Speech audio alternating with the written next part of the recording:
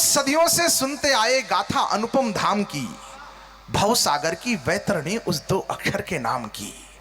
चार वेद का सार वही अद्भुत अनुपम अद्वितीय नाम, संसार की किसी भी भाषा में कोई दूसरा नहीं। जो एक बार ले लो, जिसकी आवृत्ति बदलने पर जिसका प्रभाव बदल जाता हो, जिसका स्वभाव बदल जाता हो। एक बार लो तो राम नाम है, दो बार लो राम राम तो अभिवादन है, तीन बार किसी घटना पर निकलता है तो संवेदना बन जाता है, बार बार कहो तो संकीर्तन बन जाता है, कहते रहो तो साधना हो जाती है, साधना की निरंतरता से सिद्धि हो जाती है, और राम नाम की सिद्धि से जिंदगी की सार्थकता हो जाती है। ऐसे अद्भुत नाम की वंदना 5-7 मिनट में। हम सदियों से सुनते आए गाथा अनुपम नाम की, भव सागर की वैतरणी उस दो अक्षर के नाम की। चार वेद का सार वही है, वो जीवन रस गीता है। चार वेद का सार वही है, वो जीवन रस गीता है। इसरो के चीफ ने कहा कि हमें चंद्रयान के प्रक्षेपण के सूत्र वेदों में मिले हैं। ये इसरो के चीफ ने कहा। मैं तब सनातनी समाज से आग्रह करना चाहता हूं कि वेदों से जुड़े रहिए। जो लोग वेदों से नहीं जुड़े रहे, उन्हीं के नाम आज नावेद और जावेद हैं। कि चार वेद का सार वही है, वो जीवन रस गीता है। मन में लक्ष्य लिए लक्ष्मण है, भक्ति स्वरूपा सीता है। तीन लोक और दसम दिशाएं, महिमा सारे वर्णों में। अतुलित बल के धाम विराजे हनुमान जी चरणों में। प्रभु ने कैसे की लीलाएं वो तो सबने जानी है, लेकिन हम क्या सीखे उनसे, बात मुझे बतलानी है। प्रश्न खड़ा है दशरथ घर ही क्यों आए थे राम जी। प्रश्न खड़ा है शबरी जूठन क्यों खाए थे राम जी। प्रश्न खड़ा है सुविधाओं को क्यों ठुकराया राम ने। चित्रकूट से दंडक वनपथ क्यों अपनाया राम ने। उत्तर से दक्षिण तक पैदल क्यों घूमा था राम ने। अवध की माटी को संग लेकर क्यों चूमा था राम ने। अवध की माटी को संग लेकर क्यों चूमा था राम ने। प्रभु ने आकर संबंधों को एक नया अनुबंध दिया। जिस रिश्ते की जो मर्यादा, उसको वही प्रबंध दिया। त्रेता में हुए राम जी हर रिश्ते के मानक बन गए, सारे रिश्तों के दर्पण बन गए। पुत्र कैसा, राम जैसा। शिष्य कैसा, राम जैसा। मित्र कैसा, राम जैसा। भक्त कैसा, राम जैसा। भगवान कैसा, राम जैसा। राजा कैसा, राम जैसा। नागरिक कैसा, राम जैसा। गुरु कैसा, राम जैसा। किसी ने रावण के कान में पूछा, शत्रु कैसा, वो भी बोला। कमाल कर दिया भाई साहब ने ताली नहीं बजाई, सॉल में भी नहीं बजाई। इसलिए नहीं बजाई कि वो सोच रहे होंगे हमारे प्रभु शत्रु कैसे हो सकते हैं।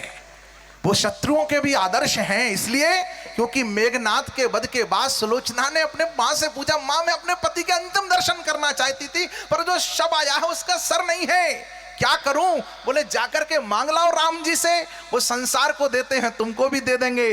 गई सुलोचना राम जी के समक्ष मांगने को, पर लक्ष्मण जी दिख गए तो लगा कि मांगने से पहले इनका अहंकार तो इन्हें अहंकार आ गया होगा, इंद्रजीत को जीता है आखिर।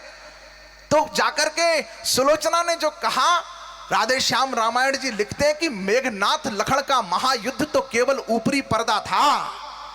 नारी शक्ति यहां पर बैठी, उनके चरणों में पंक्तियां निवेदन करता हूं कि मेघनाथ लखन का महायुद्ध तो केवल ऊपरी पर्दा था। वास्तव में दो सतियों का सत उस महासमर में लड़ता था। जो अवधपुरी में बैठी है उस तपसन से रण था मेरा, निज पति को रक्षित रखूंगी ये महाकठिन प्रण था मेरा।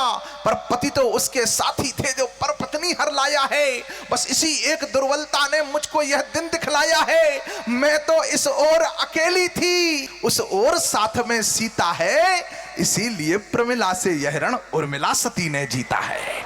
लक्ष्मण तुम नहीं जीते हो।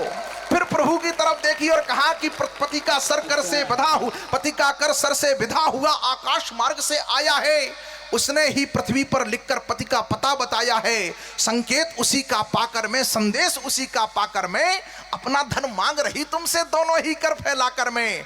और हम इस जगह होते तो क्या उत्तर देते हो, लेकिन रामचंद्र जी उत्तर देते हैं।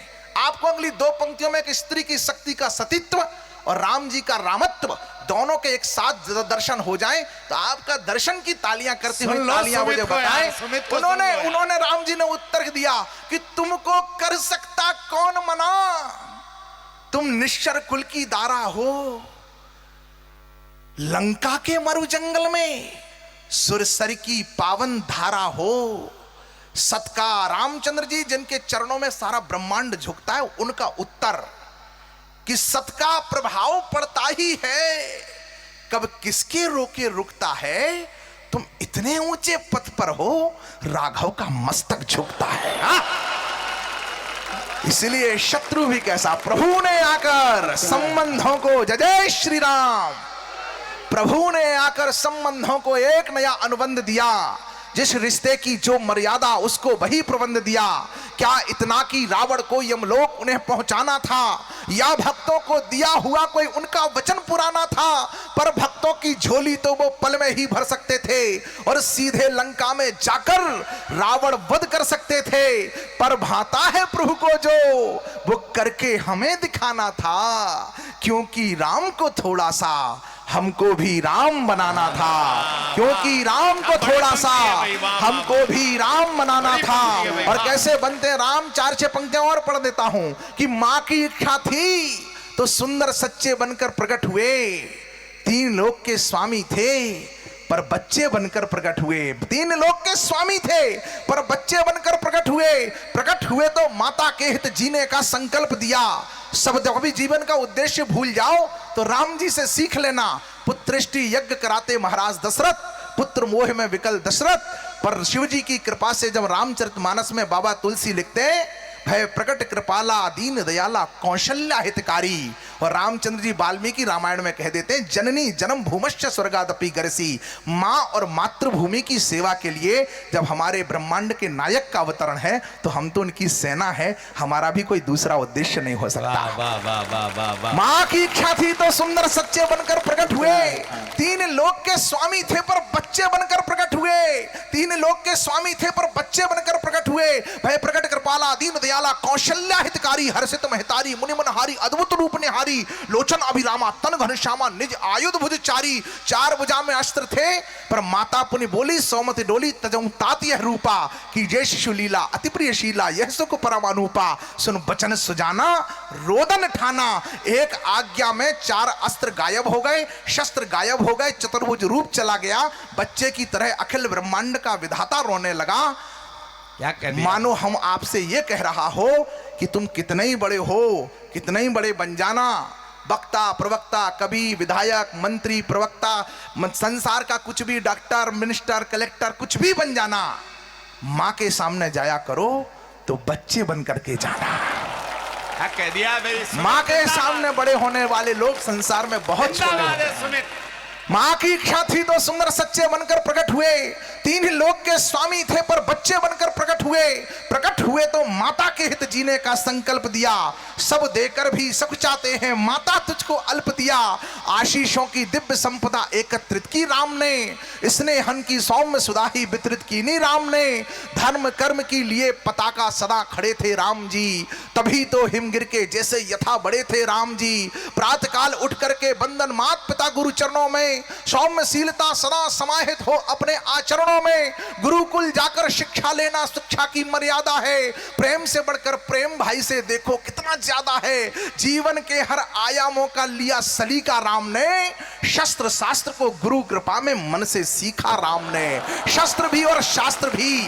डीजे की संख्या जो है हमारे शोभा यात्राओं में बढ़ेगी, इससे धर्म की रक्षा नहीं होगी। छोड़ा सब राजपाट छोड़ी सब ठकुराई, अभिनेश मेरे मित्र हैं वो लिखते हैं कि छोड़ा सब राजपाट छोड़ी सब ठकुराई, बंधु बांधव छोड़ दिए और प्रिय कौशल्या माई, पर कंधे का धनुष ना छोड़ा, ना तर्कस ना तीर। शास्त्र की रक्षा धर्म की रक्षा शस्त्र करेगा, सिखा गए रघुवीर।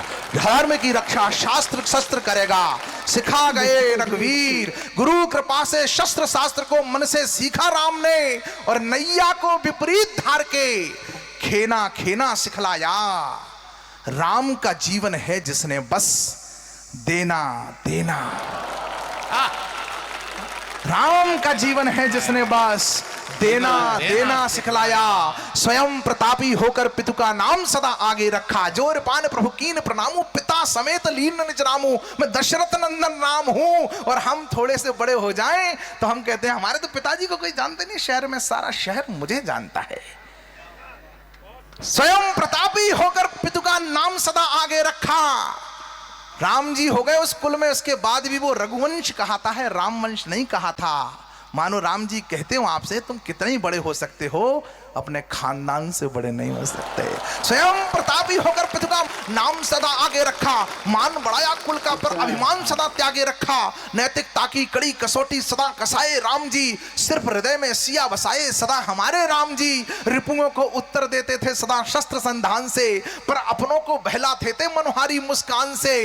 धर्म अधर्म के पथ का क्या होता परिणाम बताना था, क्योंकि राम को थोड़ा सा हमको भी राम बनाना था। और अंतिम पंक्ति पढ़ रहा हूं कि मार्ग सदा पूछा संतों से, यह भी प्रभु की शिक्षा थी। बन जाने का निर्णय लेना कितनी कड़ी परीक्षा थी। कर्म के पथ से विचलित करने स्वयं कर्म भी आया था, धर्म के पथ से उन्हें डिगाने स्वयं धर्म भी आया था। संबंधों का मोह डिगाने आया था ममता बनकर, क्षमताओं को कमतर करने आई थी समता तनकर।